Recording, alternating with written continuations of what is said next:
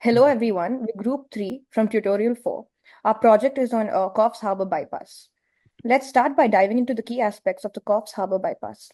This $2.2 billion project, jointly funded by the Australian and NSW governments, will bypass 14 kilometers of the Pacific Highway, alleviating traffic congestion in the Coffs Harbour CBD by removing 12,000 vehicles from the town centre each day, including heavy freight. The bypass will reduce travel time by 12 minutes and improve safety. The construction includes 3 tunnels and several key interchanges, providing a modernized route through the region. Completion is expected by 2027, making this a crucial upgrade to the national Sydney-Brisbane corridor. The project is not just about infrastructure, it's a community-focused effort. Transport for NSW, along with the Ferrovial Gambler joint venture, is overseeing construction with around 600 jobs created locally. The project actively involves indigenous communities, ensuring economic benefits for local contractors and businesses. Sustainability is a priority, aiming for an excellent rating under the Infrastructure Sustainability Council of Australia. The project minimizes environmental impacts by focusing on biodiversity protection, noise reduction, and improved flood resilience. These efforts demonstrate a balanced approach to growth and environmental stewardship. Now, focusing on the micro setting, the Coffs Harbour Bypass has profound benefits for the local economy and community. With 600 direct jobs created, the project is providing essential employment and skill development opportunity, especially for the indigenous workers. The local first approach ensures that the region reaps economic benefits throughout the construction phase. Beyond jobs, the will significantly reduce congestion in the CBD, improving safety for both motorists and pedestrians. Local access roads will be upgraded, and by lowering traffic volumes, the CBD will become a more attractive, pedestrian-friendly area, promoting local tourism and business growth. Moving ahead, on a broader scale, the Coffs Harbour Bypass plays a vital role in the national infrastructure landscape. As a part of the specific highway upgrade, it significantly improves the Sydney-Brisbane corridor. This is crucial for supporting Australia's growing freight and our tourism sector by lowering vehicle operating costs and enhancing regional connectivity. Additionally, the project aligns with the NSW Future Transport Strategy of 2056, preparing the region for long-term traffic growth. It will also improve the area's flood reliance, safeguarding the highway from extreme weather. In short, the bypass not only benefits the local economy but strengthens the national transportation and supply chain efficiency. Now, let's look at the project evaluation. Firstly, looking at the financial and socio-economical costs, the graph highlights that the majority of expenditure occurs at the project's initiation. The high upfront costs are mainly driven by construction and land acquisition. Slowly, with operating costs leveling out over time, this shows that while the initial financial burden is significant, the ongoing costs remain minimal, making the project financially manageable after the initial investment. So, coming to the financial and social economic benefits, we can see the immediate surge in revenue, particularly from traffic volume, the right after the bypass opens. The benefits then stabilize, indicating the steady toll revenues and long-term socio-economic gains, including environmental credits and economic boost to the region. This suggests that the Coffs Harbour bypass will not only alleviate the traffic issues, but also continuously contribute to the region's financial and environmental health. Now we'll have a look into the cash flow statement of the financial perspective.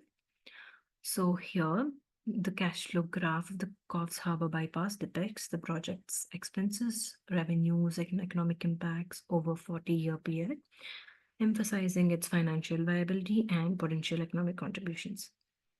So this graph begins with significant initial investment due to hefty construction and land acquisition expenditures, which are common for large infrastructure projects.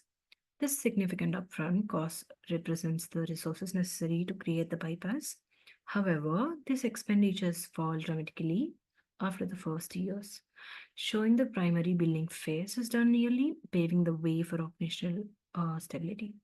So finally, the regional economic boost components demonstrates the bypass largest benefits.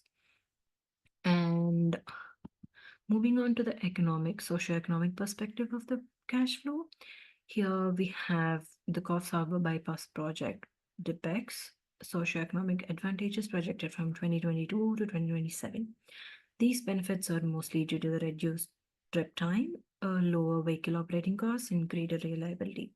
The most significant component is the travel time cost savings for continuous users, which indicates the existing travelers will see the significant reductions in trip as a result of the bypass. This benefit is especially important in a region where severe traffic has traditionally delayed travel, implying that the bypass will improve the efficiency and convenience of everyday commutes and transportation. So finally, the vehicle operating cost savings highlighted the reduced fuel and maintenance expenses, which benefit users financially. By reducing overall, the graph shows the Coffs Harbour bypass is predicted to provide a long-term economic advantage by cutting travel times, lowering the vehicle costs, and increasing the reliability. And these benefits help to boost regional economic growth, improve quality of life, and ensure the bypass that remains a valuable asset to the community in a longer run.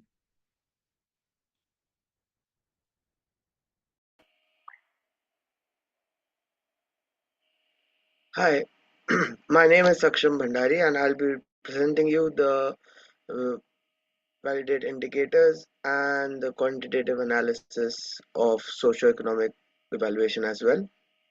So, in the starting, we can see that in this slide we have the sensitivity analysis overall overview. So, the key components analyzed in this analysis were construction cost, traffic volume, land acquisition cost, operation and maintenance cost, and also discount rate. So the analysis results were like is with respect to NPV.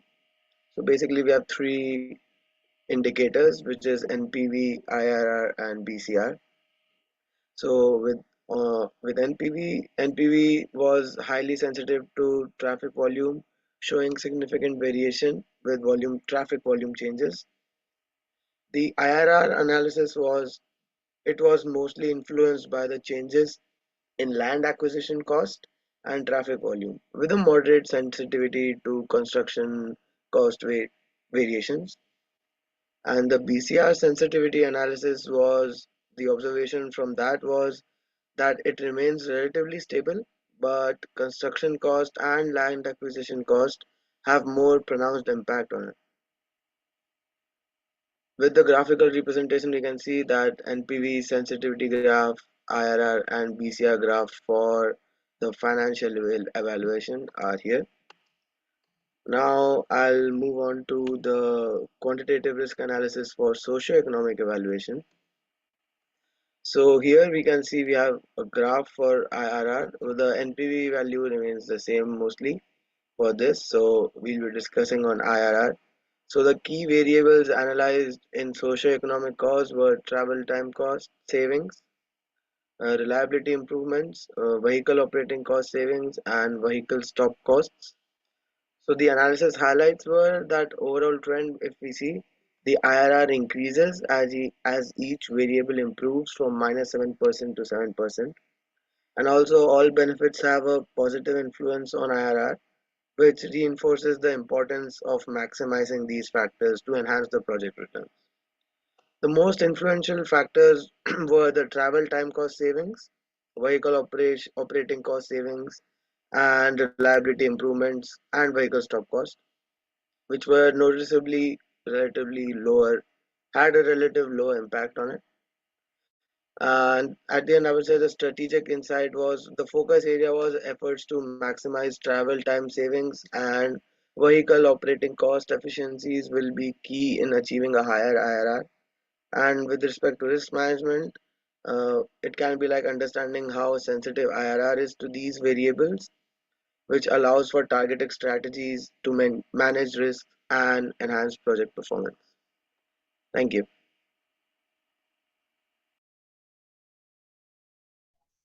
Hello, this is Manaj.